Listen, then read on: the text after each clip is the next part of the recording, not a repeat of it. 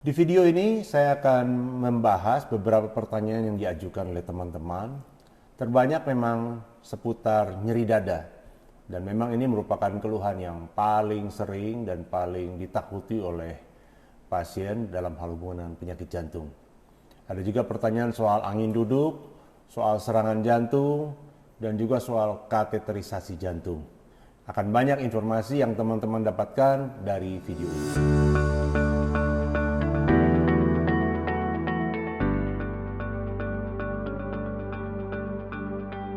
Halo teman-teman, ngobrol seputar jantung bareng Dokter JJ. Balik lagi sama saya Rin dan tentu aja sama Dokter JJ. Gimana kabarnya, Dok? Kabar baik, Rin. Dokter JJ, hari ini kita temanya tanya jawab seputar jantung. Ya, betul, ya. Nah, Dokter JJ kan kita ambil pertanyaan dari sosial media yang lain ya. Nah, teman-teman semua kalau misalnya mau ikutin silahkan klik di deskripsi sama saya cantumin di layar juga. Itu pusing nggak, Dok? Bahas satu-satu, bales-balesin komentar-komentarnya, pusing nggak? Ya, dibilang pusing sih bukan pusing sebetulnya. Tapi karena banyak pertanyaan tentu harus dijawab satu-satu. Nah, memang pertanyaan itu ada dua model. Yang model pertama nanyanya sifatnya sebetulnya butuh edukasi aja. Misalnya dia tanya, "Dok, apa sih bedanya sakit dada karena GERD dan karena sakit jantung?" Nah, itu kan tinggal kita jelasin aja. Iya. Atau dia nanya juga, "Dok, apa sih bedanya di balon sama di ring?" Nah, itu kan tinggal kita jelaskan. Itu jawabannya bersifat edukasi. Tapi ada juga pertanyaan yang sifatnya konsultasi, ya. Cuma pertanyaannya, nah ini yang kadang agak pusing jawabnya. Pertanyaannya terlalu singkat atau terlalu luas, terlalu umum. Jadi kalau terlalu singkat malah susah jawab ya, Dok ya? Iya, misalnya dia nanyanya, "Dok, saya kok pusing tiap hari, kenapa ya?" Nah, itu kan susah kita jawabnya. Karena pusing kan banyak gitu ya. Terlalu luas ya, cuma Iya. satu baris gitu tentu saya jawabnya juga susah. Atau dia bilang, "Dok, saya berobat ke dokter ini, dapat obat ini. Itu betul nggak obatnya, Dok?" Nah, itu juga kan susah kita Kita nggak jawabnya. tahu penyakit dia Iya. apa. Iya. Nah, dari video pertama di channel ini saya sudah sampaikan bahwa memang ini videonya bersifat edukasi, bukan untuk konsultasi. Bukan berarti nggak boleh kita teman-teman kasih pertanyaan yang bersifat konsultasi. Tetapi saya perlu tekankan yang pertama, kalau konsultasi tetap yang mesti dipegang nanti jawabannya dari dokter yang merawat. Tidak boleh teman-teman nanti terus bilang, saya dengar dari YouTube, dari ngobrol dengan dokter JJ di YouTube, katanya mesti begini, lalu dokternya yang disalahkan, nggak boleh begitu, ya. Dan yang kedua, kalau teman-teman pengen jawaban konsultasi itu bisa lebih akurat, tolong teman-teman harus cantumkan nama nggak usah lah ya, cantumkan umur, jenis kelamin, berat badan, tinggi badan. Itu sudah memberikan gambaran yang cukup detail soal kondisi pasien. Karena memang umur beda, penyakit bisa beda. Berat badan beda, penyakit juga bisa beda. Kelamin gitu. juga. Ya, jenis kelamin beda, pertimbangannya bisa berbeda. Lebih bagus lagi kalau ditambah dengan keterangan apakah menderita penyakit yang berhubungan dengan faktor risiko jantung. Ada darah tinggi enggak, ada kencing manis apa enggak, merokok apa enggak, minum alkohol atau enggak, kolesterol enggak, kemudian Diabetes kebiasaan. Tadi diabetes. Oh iya, gula. Lalu kebiasaan berolahraga enggak, ada stres. Kalau ada penyakit-penyakit lain yang mungkin bisa berhubungan, misalnya pernah kena stroke, ada riwayat sakit ginjal, ada GERD. Nah, itu kalau disampaikan tentu nanti jawabannya akan lebih akurat. Ya. Nah, kita sekarang mulai ini, Dok. Kita mulai coba kita bacain pertanyaan-pertanyaan dari teman-teman berbagai sosial media. Nggak cuma di YouTube, tapi semua sosial media kita coba gabungin. Tapi ini ada beberapa yang pertanyaannya itu mirip-mirip. Jadi saya coba bacain dulu aja deh, Dok. Digabung aja lah. Digabung aja ya. Pertama nih dari TikToker. "Dok, kalau nyeri dada menjalar ke belikat, keluar keringat dingin, apakah itu serangan jantung? Udah cek, kata dokter gak ada masalah, Dok." Oke, lanjut ya. Nih, ada dari Naila Syaputri. "Kalau nyeri dada aja gak keringat dingin dan cek darah lengkap normal, gimana ya, Dok? Aman atau tidak? Mohon jawab, Dok." Oke. Nah, ini selanjutnya dari tanda tanya ya. aku kayak gitu dok, apakah saya jantung? Padahal aku masih umur 17 tahun. Nah, nih ada lagi dari Visa Hanja. Hai dokter, saya mengalami hal yang dokter katakan. Nyeri di dada ketika makan dan minum. Juga berkeringat saat tidur malam hari. Apakah saya sakit jantung padahal umur 19 tahun? Nah ini yang terakhir, dari Arumi Collection. Dok, saya pernah sakit banget dada sampai nangis. Saya keringet dingin. Sampai sekarang alhamdulillah nggak lagi. Itu gimana dok? Apa ada risiko jantung? Nah gimana dok? Itu pertanyaan kan kurang lebih mirip-mirip dok? Iya.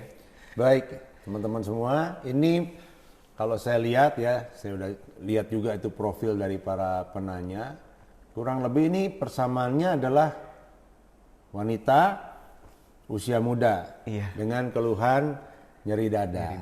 Nah ini memang khas ini, wanita usia muda sering datang ke dokter dan juga di media sosial saya perhatikan banyak betul yang nanya perihal yang sama soal nyeri dada dan keringat dingin. Ini kebetulan kita pernah bahas di beberapa video yang lalu tentang gejala-gejala serangan jantung.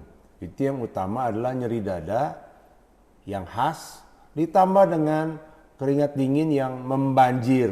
Dan itu kalau didengar oleh wanita-wanita muda ini, mereka seringkali menghubungkannya dengan keluhan yang mereka alami. Ada yang keluhannya nyeri dadanya aja, ada yang keluhannya keringat dinginnya aja, ada juga yang keluhannya dua-duanya, nyeri dada plus keringat dingin. Nah ini supaya teman-teman yang nanya bisa memahami. Yang pertama, pada wanita usia muda, apalagi 20 tahunan ya, bahkan sampai usia 40 tahunan juga kita masih bilang usia muda wanita, itu jarang sekali keluhannya merupakan serangan jantung. Jarang sekali keluhannya itu ada hubungannya dengan jantung. Sebagaimanapun khasnya nyeri dadanya, katakanlah nyeri dadanya khas sekali, kita udah pernah bahas. Nyeri dada yang khas itu nyeri dada yang sifatnya tumpul. Tumpul itu artinya melebar di seluruh dada, nggak bisa ditunjuk satu jari begitu. Bukan seperti orang ditusuk perih begitu, bukan. Jadi melebar, biasanya menjalar sampai ke leher, sampai ke pundak kiri, ke lengan kiri ya. Nah, biarpun keluhannya juga khas seperti itu, disertai dengan keringat dingin, pada umumnya juga biasanya bukan. Pada umumnya bukan. Tentu kalau agak mencurigakan dokter akan periksa. Tetapi kalau sudah usia muda, keluhannya juga nggak khas. Misalnya keluhannya bersifat tajam nyeri dadanya, cuma satu titik seperti ditusuk set, terus dalam waktu hitungan 1-2 detik sudah hilang. Itu biasanya bukan. Ya. Jadi durasi juga penting. Selain tadi sifatnya tumpul, terus ada penjalaran, durasi juga penting. Nah, durasi ini maksudnya biasanya umumnya 5 menit, 10 menit, 15 menit itu. Apalagi kalau serangan jantung harus lebih dari 30 menit. Jadi kalau cuma hitungan nggak sampai semenit, walaupun sakitnya luar biasa kayak ditusuk, tapi numpang lewat gitu aja, biasanya bukan karena jantung. Ditambah lagi tadi ada yang nanya, saya pernah nyerinya persis kayak gitu, tapi hilang begitu saja dan sampai sekarang nggak pernah ada lagi timbul keluhan seperti itu. Nah itu kalau itu adalah serangan jantung, sudah pasti tidak akan aman-aman saja kalau nggak diobatin. Jadi yang dialami itu kemungkinan besar juga bukan serangan jantung. Karena kalau serangan jantung terus nggak berobat, nggak dilakukan apa-apa, nggak mungkin sekarang masih tenang-tenang, aman-aman aja. Pasti akan mengalami keluhan, sesak nafas, serangan jantung itu capek. Pasti akan menyisakan keluhan kalau serangan jantung tidak ditangani. Jadi untuk menjawab secara umum saja, teman-teman tadi yang kalau saya lihat profilnya, boleh bilang semuanya wanita muda. Dengan keluhan yang sama lah kurang lebih ya. Kemungkinan besar semuanya bukan serangan jantung. Bahkan ini muda banget dok, 17 sampai 19 tahun. Iya. Nah, jadi apa kalau begitu kalau bukan serangan jantung? Pada umumnya yang paling sering kalau wanita muda GERD ya. GERD itu gastroesophageal reflux disease, itu bahasa singkatannya. Tapi Bahasa sederhananya asam lambungnya naik. Nah kalau asam lambung naik itu menimbulkan keluhan yang kita bilang heartburn, jadi kayak terbakar gitu ininya, rasanya di dada gitu. Nah itu kadang-kadang juga terasa seperti nyeri dada yang keras, yang kuat. Kenapa spesifik di wanita? Ya laki-laki juga ada, cuma pada umumnya laki-laki kayak kalau apalagi masih muda-muda kan cuek-cuek begitu kan, anak laki muda kan nyantai aja. Kalau yang wanita kan baper lah, ya apa-apa dipikirin, apa-apa dirasa-rasa, ya itu terasa tuh. Dan memang biasanya kalau GERD kan seringkali juga berhubungan dengan kalau nggak pola makan, kalau nggak stres gitu, banyak pikiran, nah itu jadi naik asam lambung. Yang kedua kalau bukan GERD, biasanya berhubungan dengan otot saja. Ya kita ada istilah kostokondritis. Kostokondritis itu si tulang ininya atau tulang rawan di dada ini agak meradang ya, dan itu bisa menimbulkan nyeri juga di daerah situ. Kemungkinan lain pada wanita muda biasanya ansietas ya. Ansietas itu kecemasan yang berlebihan. Anxiety gitu dok? Anxiety betul. Jadi kecemasan yang berlebihan, jadi terasa-rasa ya. Kan dulu suka ada lagu itu sakitnya tuh di sini itu ya jadi terasa sakit gara-gara stres, gara-gara cemas atau panic attack, serangan panik. Kadang-kadang juga bisa jadi terasa sakit yang hebat begitu, ya. Saya kira itu bisa menjawab ya yang 5 pertanyaan tadi. Oke, berarti udah terjawab ya dok ya 5 pertanyaan barusan. Nah, next dari Aib, dok, kalau angin duduk itu jantung juga nggak dok? Apa langsung dibawa ke IGD? Nah, oke. Iya. Nah, ini istilah angin duduk ini istilah yang ada di masyarakat ya. Iya. Nah, ada juga satu lagi istilah itu, mungkin juga banyak yang suka mau nanya itu masuk angin ya, masuk angin duduk sama sakit jantung. Nah, angin duduk ini sebetulnya itu memang menggambarkan kondisi nyeri dada yang dikarenakan penyakit jantung. Itu kalau bahasa medisnya namanya angina. Tapi tidak ada hubungan dengan angin ya. Angina pectoris. Itu memang keluhan nyeri dada yang seperti saya jelaskan tadi, nyeri dada yang khas untuk jantung, nyeri dada yang sifatnya tumpul dan bisa menjalar ke belakang, ke atas ini, ke leher, ke lengan, dan itu seringkali timbul misalnya kalau beraktivitas, misalnya habis jalan agak jauh capek timbul, dan itu memang keluhan yang berasal dari jantung koroner. Lain lagi satu lagi tadi masuk angin. Kalau masuk angin nggak ada hubungan dengan jantung. Masuk angin itu istilah tradisional di masyarakat kita yang sebetulnya secara medis kita nggak tahu itu sakit apa persisnya ya. Tapi kurang lebih mungkin seperti orang yang kurang enak badan karena mau flu begitu ya, demam-demam, meriang-meriang, pegel-pegel kayak gitu. Ya. Tidak ada yang spesifik soal masuk angin ya. Nah kembali ke soal angin duduk tadi.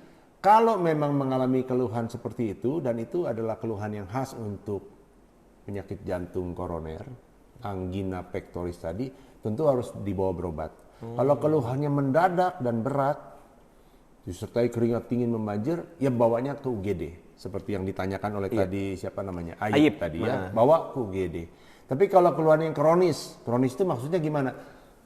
Sudah hampir setiap hari dia timbulnya, tapi dengan aktivitas yang sudah rutin terukur. Misalnya, dok saya setiap kali jalan 1 kilo mesti aja rasa berat dadanya nggak enak. Tapi asal dipakai istirahat 5-10 menit, udah enakan lagi. Nanti bisa lagi jalan lagi begitu. Dan itu sudah berlangsung secara rutin. Tiap hari, udah berbulan-bulan begitu. Tentu tidak perlu ke UGD. Yang seperti itu dibawanya ke poliklinik. Ya lebih baik lagi bawa ke dokter jantung, poliklinik jantung. Ya, terjawab ya itu. Next pertanyaan ke-7, ini namanya mirip-mirip saya nih dok ya. Ada Rin ya nih. Rin Dayanti 097 dia nanya, dok saya ada penyumbatan pembuluh darah 20%. Setiap hari minum obat pengencer darah, apakah masih bisa terkena serangan jantung? Ya sekali lagi ini nggak nampak ini umurnya berapa ya. Kalau dari namanya Rin Dayanti, asumsi kita ini mungkin wanita ya. Tapi umurnya berapa kita nggak tahu. Mungkin ini dok, 097 mungkin kelahiran 97 mungkin dok. Nggak juga ya? Kurang tahu ya dok ya. Jadi umur berapa tuh? Kalau tahun 97 lahir umur berapa itu? Mungkin 26? Masih muda juga ya. Oke, kita nggak tahu persis ini teman kita Rindayanti ini dari mana ketahuan penyumbatan pembuluh darahnya 20%. Sebab untuk mengetahui penyumbatan pembuluh darah tidak bisa dengan pemeriksaan yang simple. Simple itu dengan EKG nggak bisa kelihatan. Dengan tes treadmill itu dipasang rekam jantung lalu pasiennya jalan bahkan sampai lari di atas mesin treadmill itu nggak bakal kelihatan penyempitan 20%. Kita maksudnya tidak bisa bilang angkanya penyempitannya 20%. Oh, bahkan kalau kayak mesin-mesin yang kayak ronsen mungkin gitu? Nggak bisa. Nggak bisa bilang ini 20% penyempitan. Bahkan kalau ronsen saja nggak bisa mendeteksi ada penyempitan atau tidak ada penyempitan. Ada pemeriksaan lain yaitu ehokardiografi. Jadi di USG jantungnya. Itu juga nggak bisa menunjukkan penyempitan 20%. Di atas itu ada pemeriksaan CT scan jantung. Nah, CT scan jantung bisa menunjukkan penyempitan berapa persen. Itu dia bisa menunjukkan. Di atasnya lagi pemeriksaan yang paling akurat itu kateterisasi jantung. Kita pernah bahas di video sebelumnya. Kateterisasi jantung itu bisa menunjukkan dengan akurat penyempitan berapa persen. Nah, penyempitan 20% itu penyempitan yang belum signifikan. Belum signifikan itu artinya belum sampai menimbulkan keluhan pada umumnya. Penyempitan yang sampai menimbulkan keluhan itu di atas 70%.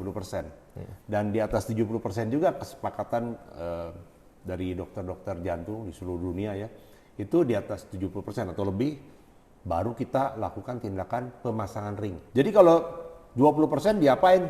Ya biasanya kita sarankan pasien untuk perbaiki saja pola hidupnya, pola makannya, olahraganya, kalau merokok ya jangan merokok gitu. Apakah perlu minum obat secara rutin? Nah itu memang tergantung dari profil pasien. Nah profil pasien tadi yang saya bilang itu umurnya berapa, ada faktor risiko lain atau tidak. Nah seperti Rindayanti ini kan minum pengencer darah itu diberikan oleh dokternya. Nah kita berasumsi dokternya menilai pasien ini punya faktor-faktor risiko yang lain yang membutuhkan sehingga penyempitan 20% ini sudah dikasih obat. Yaitu saya tidak bisa bilang ini benar atau tidak benar karena sekali lagi profil tiap pasien beda-beda. Jadi untuk Rindayanti ini dokternya memutuskan untuk menjaga supaya dia tidak mudah tersumbat, itu diberikan obat pengencer darah. Biasanya umumnya saya akan menambahkan juga, dokter-dokter jantung pada umumnya akan menambahkan juga obat golongan statin namanya, obat untuk kolesterol. Itu juga untuk menolong supaya plaknya jangan mudah bertambah, yang sudah 20% itu jangan mudah bertambah. Nah pertanyaannya tadi, kalau segitu apakah masih bisa kena serangan jantung? Nah soal bisa atau nggak bisa itu bukan karena soal penyempitan yang 20% itu. Bisa atau tidak bisa kena serangan jantung adalah dari soal pola hidup. Kalau pola hidupnya tidak dijaga, misalnya udah tahu ada penyempitan 20%, makannya tetap aja yang tinggi kolesterol, tinggi lemak, rokok nggak stop, dikasih obat sama dokter untuk menjaga supaya plaknya jangan bertambah, tetap juga nggak diminum, nggak pernah olahraga, berat badannya nambah terus, ya itu memang berisiko bisa serangan jantung. Tetapi bahkan penyempitannya katakan bukan 20%, tapi 70% misalnya. 60 lah ya, 60%, belum pasang ring, 60%. Lalu dia pola hidupnya dijaga betul, olahraga teratur, dietnya dijaga betul. Kalau misalnya dikasih obat tadi yang pengencer darah atau obat kolesterol ya, biasanya dikasih obat kolesterol untuk menjaga supaya plaknya lebih stabil. Lalu dia minum secara teratur, hidupnya teratur, bisa jadi resiko terkena serangan jantungnya lebih ringan. Itu jadi, plaknya berkurang apa gimana dok? Plaknya tidak berkurang, tapi plaknya stabil, tidak mudah terjadi plaknya robek. Jadi yang menentukan apakah resiko serangan jantung atau tidak bukan ini tadi, bukan penyempitan berapa persennya itu, tapi bagaimana cara hidup untuk menjaga supaya risikonya lebih rendah. Next, nomor 8 dok, dari Toko Noah. Dokter, maaf mau nanya, apakah setelah pasang ring bisa kembali olahraga fitness yang ringan-ringan? Oke, ini bagus ini ya. Jadi beberapa orang, bukan beberapa, banyak di masyarakat itu beredar seperti mitos. Dia bilang jangan pasang ring, karena kalau udah pasang ring kamu nggak boleh ngapa-ngapain, nggak boleh kerja keras, nggak boleh olahraga, nggak boleh ngapa-ngapain pokoknya. Nah saya selalu jelaskan Yang membuat seseorang nggak boleh kerja keras atau nggak boleh olahraga berat itu bukan pasang ringnya. Tetapi kenapa dia dipasang ring? Dipasang ring itu penyebabnya kan sakit jantung. Iya. Sakit jantungnya yang membuat dia tidak boleh bekerja keras, tidak boleh olahraga yang berat-berat. Bukan ringnya. Ringnya itu justru membuat aliran darahnya lebih baik. Ibarat saya selalu jelaskan sama pasien, ibarat di rumah itu pipa airnya tersumbat. Lalu kita mau buka keran air, kan nggak bisa keluar banyak kerannya. Jadi kecil aja. Jadi kalau kita mau foya-foya pakai air siram taman apa segala macam, ya nggak bisa, airnya kecil. Iya. Tapi kalau keran pipanya yang tersumbat itu sudah diperbaiki, sudah lancar kembali, ya kita mau siram apa, airnya mau pakai bagaimana juga bisa. Itu ibarat kata mau olahraga mau apa juga sebetulnya bisa karena alirannya sudah normal kembali. Tetapi memang orang yang pasang ring itu kan penyebabnya bisa berbeda-beda. Ada orang pasang ring karena kena serangan jantung, tersumbat, dan waktu serangan jantung kondisinya berat sehingga kondisi jantungnya sudah menurun cukup signifikan. Sehingga kondisinya tuh sering sesak gitu. Nah, walaupun itu dibantu dengan pasang ring, tidak semua kondisinya bisa balik menjadi normal, kondisi si jantungnya. Terbantu tapi tidak 100% bisa balik lagi seperti semula. Tentu seperti ini dia aktivitasnya tidak bisa terlalu berat. Tetapi tetap dianjurkan olahraga ringan-ringan ya, fitness tadi dikatakan fitness ya, fitness kalau yang dimaksud oleh Toko Noah ini fitness itu artinya ke gym dan lakukan itu mungkin tidak perlu sampai itu. Tapi kalau olahraga yang jalan kaki 30 menit sehari itu memang tetap dianjurkan. Gitu. Sebaiknya. Apalagi yang pasang ringnya bukan pada kondisi serangan jantung. Ada orang yang pasang ring bukan karena serangan jantung. Oh, ada lagi? Iya, pasang ringnya misalnya terutama pasien-pasien yang dari perusahaan biasanya. Mereka dilakukan medical check up, lalu pada medical check up itu tertangkap, oh Bapak ini kayaknya ada curiga penyempitan pembuluh darah di jantung. Nah pasien seperti itu mereka jantungnya belum pernah ada masalah. Tetapi karena sudah tertangkap lebih awal, lalu lakukan pemasangan ring. Yang pasien seperti ini ya tetap aja bisa olahraga apa semua seperti biasa gitu. Yang terakhir nih dok. Dok, setelah dipasang ring, apakah hasil EKG bisa normal? Nah, iya ini juga bagus. Jadi pemasangan ring itu bukan mengobati EKG-nya. Oke. Jadi pemasangan ring itu adalah membuka kembali aliran darah yang entah itu menyempit. Kalau menyempit belum sampai sumbat total. Kalau menyempit di atas 70%, kita pasang ring alirannya normal kembali. Atau pembuluh darah yang memang tersumbat total. Kalau tersumbat total kita udah bahas dalam video sebelumnya itu adalah serangan jantung. Jadi alirannya sudah buntu habis lalu kita pasang ring mengalir kembali. Nah, EKG itu kalau orang yang sudah kena serangan jantung, EKG-nya sudah berubah. Itu mirip ya ilustrasinya seperti orang yang kena luka bakar lalu menyembuh. Nanti setiap orang yang lihat itu pasti mereka tahu itu. Pak, ini pernah kena kebakar ya? Oh, ada bekas. Ada bekasnya. Iya. Nah, EKG kita itu, EKG pasien itu kalau pernah kena serangan jantung, itu akan ada bekasnya. Jadi kelihatan. Dipasang ring, tetap aja kelihatan. Karena ring itu tidak bisa mengobati si otot jantung yang sudah mati. Ring itu membuat alirannya menjadi lancar kembali. Tetapi kalau belum pernah kena serangan jantung, belum pernah kena sampai tersumbat total, nah aliran darah yang tadinya berkurang itu di EKG ada gambaran yang berubah. Tapi itu gambaran yang temporer. Begitu aliran darahnya diperbaiki, dipasang ring, maka gambar EKG-nya bisa balik lagi normal. Balik lagi. Gitu. Oke, kita udah jawab semua pertanyaannya dok ya. Dan cukup variatif juga yang pertanyaannya tuh bener-bener berbeda-beda nih POV-nya. Dan kita memang ngumpulin pertanyaannya itu dari berbagai sosial media kita. Jadi kalau misalnya teman-teman mau mengikuti dan juga komentar, terserah bebas. Kita cantumin di deskripsi dan juga di layar teman-teman semua biar teman-teman bisa juga komentar. Nah, kalau misalnya juga pengen langsung konsultasi sama Dr. JJ lewat komentar itu jangan lupa sertakan ada kelamin, ada umur, ada tinggi, dan juga ada berat badan serta mungkin kalau ada riwayat penyakit lainnya ya dok ya. Jadi teman-teman bebas mau komentar di mana aja, silakan, monggo. Dan juga makasih banget ya sebelumnya teman-teman semua yang mungkin aku nggak bisa nyebutin satu persatu dari teman-teman yang udah nanya, bahkan ada pertanyaan yang belum kita jawab juga ya dok ya. Masih banyak ya. Nah jadi teman-teman semua silahkan untuk share juga, jadi kita bisa membantu sesama saudara-saudara kita juga. Jadi segitu aja untuk ngobrol kita kali ini. Terima kasih banyak Dr. JJ udah menjawab ya. Terima kasih banyak.